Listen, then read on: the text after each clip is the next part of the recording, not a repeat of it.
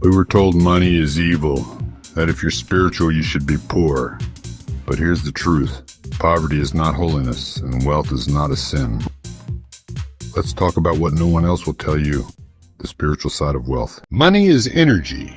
It's a magnifier. If you're generous, wealth lets you give more. If you're selfish, it only reveals what was already in your heart.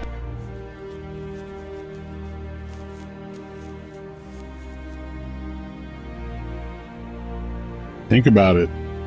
Most spiritual leaders didn't live in lack. They lived in purpose. They used resources to serve others, feed the hungry, build temples, and spread hope.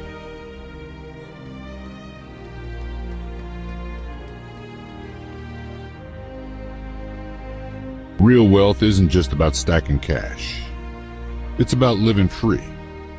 Free from fear, from survival mode, from begging.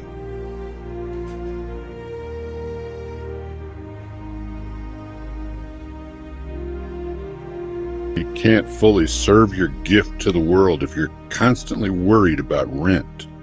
Spirituality and abundance go hand in hand, not because money is God, but because freedom lets you focus on what truly matters. So no, being broke doesn't make you righteous, and being rich doesn't make you evil. It's your heart, your intention, that matters. If you believe you were born for more, you're right. Because wealth with wisdom is not just possible, it's your calling.